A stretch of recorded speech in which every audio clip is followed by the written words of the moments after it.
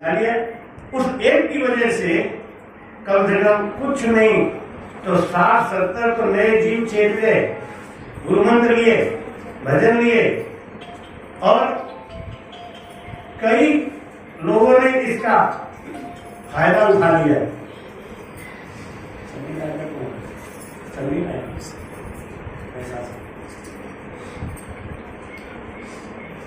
कई लोगों ने उसका फायदा उठाया, कई लोगों ने गुरु मंत्र लिया और कई लोगों ने दर्शन का लाभ लिया, कई लोगों ने दोबारा सत्संग करा लिया।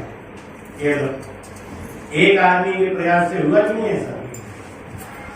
तो भाई कहते हैं कि जाग्यो नाम तन हरियो जब तक केवल आसी और लाखा गुना खून पड़ जावे तो मेरे खातन आसी, लाख गुना हो जाए।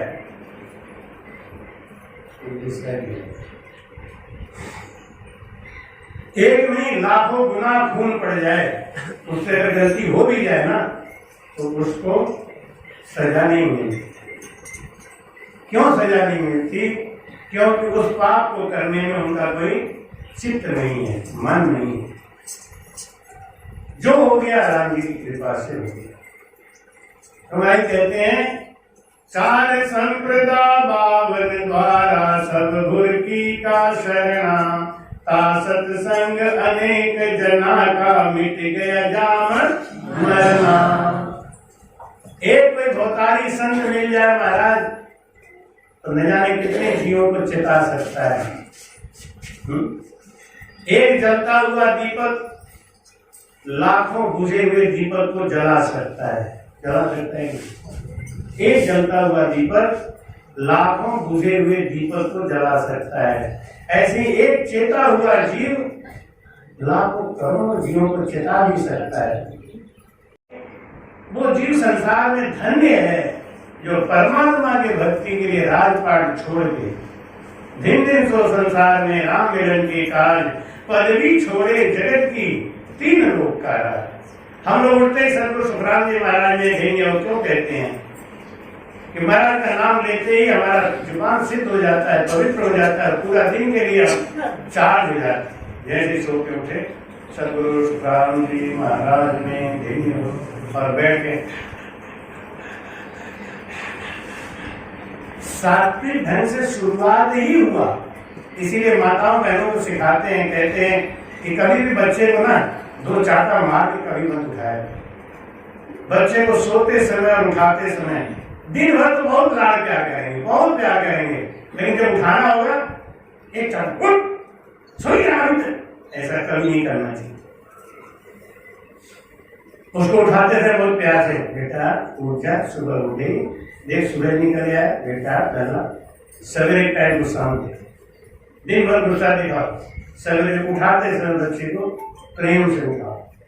उसका भी दिन साथी हो, आपका भी दिन साथी हो। इसीलिए मैं कहता हूँ सोने से पहले और सोने के बाद इतना भजन जरूर करो, बाद में हो या नहीं हो कोई फर्क नहीं पड़ता। होता है तो अच्छी बात है, नहीं होता तो भी अच्छी बात है।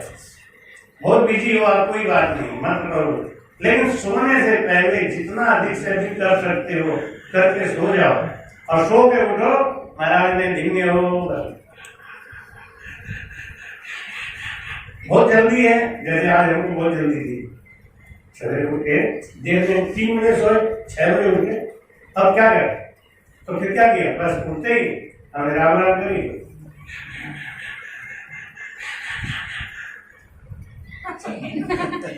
नहीं ठीक है, क्योंकि मुझे मालूम है पूरा दिन बिजी रहता है। अगर हम ही लेट कर देंगे तो बाकी सारी गाड़ी लेट हो जाएगी और जल्दी भागो। तो कभी कभी ऐसा आता है तो उसमें बुराई नहीं, लेकिन अपना नेम नहीं तोड़ना। प्रेम जगावे नेम को, नेम जगावे लिव और लिव मिलावे तीव। परमात्मा से कौन मिलाता है? लिव। लिव कैसे पैदा होता है? नेम से। नेम जरूरी है, नेम को पकड़ो। नेम बनाओ कि हमें इतना देर भजन करना है तो करना ही है। भले घड़ी का टाइम देख देख के मलाई कहते हैं 999 करोड़ 705 जुग जाने, गिनती करे कौन इन घर की पहुंचा जगे पिछाए। बोल रहा गिनती करूं, लाखों तर गए हैं प्रभु नाम जपते जप। तारक मंत्र घर में उड़ा के भुरकी, निरंकार जो है ना, ये महामंत्र है, तारक मंत्र है। लेकिन जिनकी बुद्धि खराब हो गई है, भ्रष्ट हो गई है, जिन्होंने नरक में जाने का लाइसेंस ले रखा है, वो कहते हैं ये बेकार। राम राम कहने से क्या होता है? कितने लोग संसार में राम नाम की निंदा करते हैं, उनसे जैसा अधम दो काम करने वाला बहुत बड़ा पापी माना जाता है, एक आत्मघाती और एक राम जी का निंदा करने वाला। ये दो प्रकार का जो जीव है, ये आत्मघाती और परमात्मा की निंदा करने वाला, ये नरक योनि में जाते हैं, प्रेत योनि में जाते हैं। अनायास साधु संतों की निंदा नहीं करनी चाहिए। हर समय दिन रात साधु संतों की निंदा करने वाला नरक को जाता है, प्रेत योनि में जाता है। करसी सोई भुगत सी प्राणी पुण्य पाप सुन लो सब सुखराम के पुण्य बेटो पुण्य पाप। जब हमको जिस रास्ते से जाना ही नहीं है, तो हमें उस रास्ते की क्या चिंता करनी? वो ऐसे कर रहे हो, ऐसे करने तो अपने को क्या चिंता देना? करसी सोई भुगत सी नहीं। अब कोई ठंडी के सीजन में रोज जा जाके गंगा जी नहाए, तो कोई आकर हमसे कहे कि महाराज रोज गंगा जी नहाए, तो नहाने दो, क्या हुआ? अपने आप पता चल जाएगा 3 दिन के बाद, जब नाक आँख मुंह सब चालू हो जाएगा, तब कहेंगे महाराज ये क्या हुआ?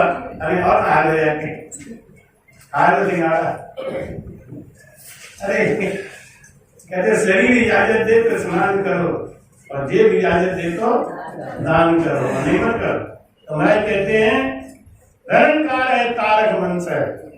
तारक जो है ना, ये तारक मंत्र है, तारने वाला मंत्र है। इसको जो गलत बताता है वो संसार में भरमा हुआ है।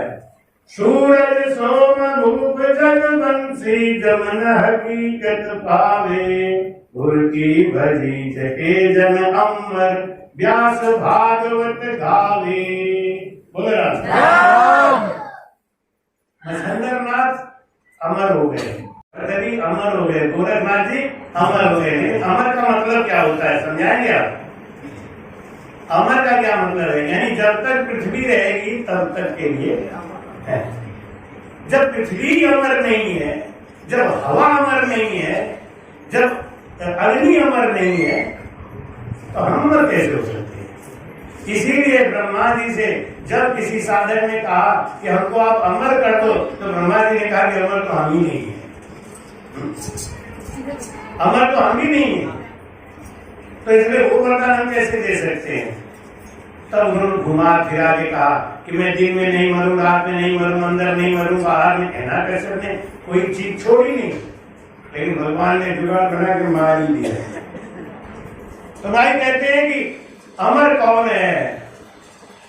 जो परम मोक्ष को जाता है वो अमर है। परम मोक्ष को कौन जाता है? जिंदा इसी शरीर में परम मोक्ष खुलता है। सब उल्लू बनाते हैं, सब झूठ बोलते हैं कि मरने के बाद ये रखा है, मरने के बाद वो रखा है। कुछ नहीं रखा है, जो कुछ है वो अभी है, इसी तन में है। जाकी महिमा इत है ताकि उत ही हो, इत उत में सुखराम कहे फेर पार नहीं। जिसकी संसार में महिमा नहीं हो रही वो संसार में क्या होगी? स्वर्ग लोक वैकुंठ लोक कहाँ रखा है? और मैं तो बार बार एक ही बात कहता हूँ, आपकी परीक्षा आपके हाथ में है। आप कहाँ जा रहे हो? अपने आत्मा से आप रात को 12 बजे उठ के पूछो मैं कहाँ जा रहा हूँ, आत्मा बताएगी कि आप कहाँ जा रहे हैं, बता देगी वो। क्योंकि मन झूठ नहीं बोलता, आत्मा झूठ नहीं। जब आप चोरी करने जाते हैं तो आत्मा कहती है गलत है, मत करो। तो बुद्धि आगे कहती है कर लो। दो लड़के जा रहे थे ना, तो रसगुल्ला का रखा हुआ था थाल, तो रसगुल्ला एक मुंह में डाल दी। हलवाई ने देखा, एक चाटा मारा तो रसगुल्ला निकल के बाहर आ गया। उसने कहा, उसके दोस्त ने, तुम क्यों बदनामी कराता है, आगे गड़बड़ सड़बड़ करता है, आगे एक चाटा लग गया, फायदा क्या मिला? अरे तुम्हें फायदा पता ही नहीं चला। एक रसगुल्ला 16 रुपए का है और मैंने पूरा स्वाद ले लिया एक चाटे में। मेरे जेब से कुछ दिया गया नहीं गया। तो संसार में ऐसे भी आदमी कि एक चाटा खा लेंगे कोई फर्क नहीं पड़ता, लेकिन रसगुल्ला तो घुस के खाएंगे। हमारी तो भोजपुरी में कहावत कहते हैं कि 9 भूसा खाए तमाशा घुस के देखे। तमाशा देखना है तो घुस जाएंगे। अब आगे मार कहाँ जा रहा है, मारो तुम भूसा, अपने को तो तुम्हारे जाना ही है। 9 भूसा खाए तमाशा घुस के देखे। ऐसे भी जीव है, और एक ऐसे भी जीव है किसी ने आग दिखा दिया तो उनको नहीं ये काम नहीं है। काम कैसे बचे? लाज मर्याद और शर्म से। जिसने अपनी लाज खो दी, जिसने अपनी शर्म खो दी, जिसने अपनी मर्यादा खो दी, उससे बड़ा घातक, उससे बड़ा खतरनाक आदमी दुनिया में कोई। जिस आदमी ने अपनी लाज खो दी, आप सतर्क हो जाओ। निर्लज्ज आदमी से हमेशा सावधान हो। निर्लज्ज आदमी से, जिसने लाज खो दी, जिसने मर्यादा खो दी, उससे सावधान हो। वो आपका कभी नहीं हो सकता, वो कभी भी आपको घातक जगह पर जाकर मार देगा, क्योंकि उसका खुद खो गया है। तो जिसकी कोई समाज में इज्जत नहीं, जिसके साथ कोई रहने के लिए तैयार नहीं, वो कौन सा मोक्ष को जाएगा?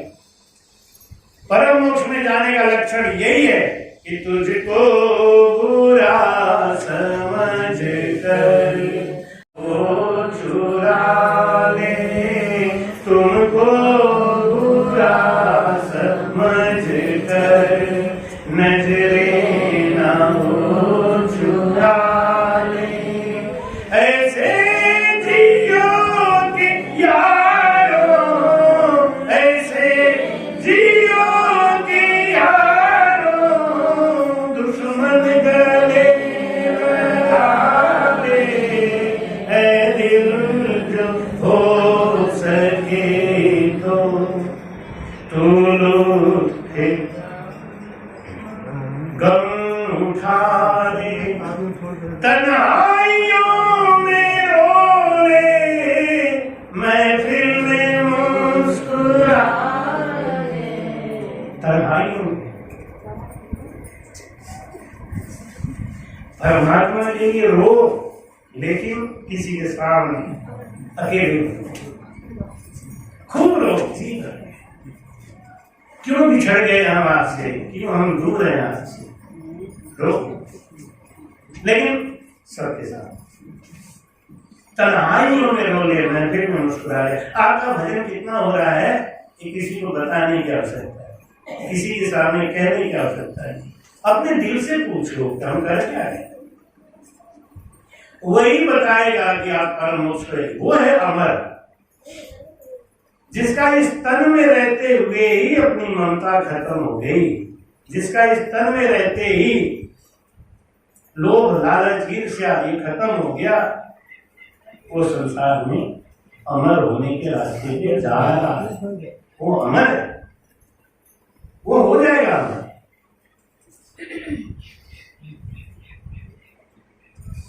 काया को अमर रखने से क्या होगा?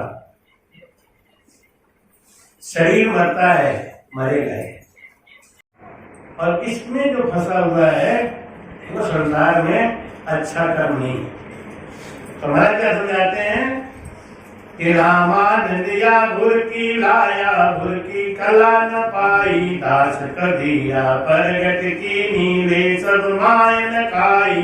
बोल रहा कितना भाग्य की बात है। हम लोगों ने भुर की काल में सुना 7 दिन में, और शायद ही कोई ऐसा संत रह गया हो जिसका नाम महाराज जी ने नहीं लिखा। और ऐसे तो हम सपने में भी सारे संतों का नाम नहीं ले सकते थे, लेकिन इस पाठ के बहाने हमको भी नाम लेने का मौका मिल गया। महाराज जी कहते हैं कि रामानंद या भुर की लाया, गुरु भगति रामानंद लाए, गुरु भगति रामानंद लाए, परगट करी कबीर मस्तक लागी रही नवे, गुरुचरण की धूल मस्तक लागी रही नवे, गुरुचरण की मस्तक लागी रही, जाने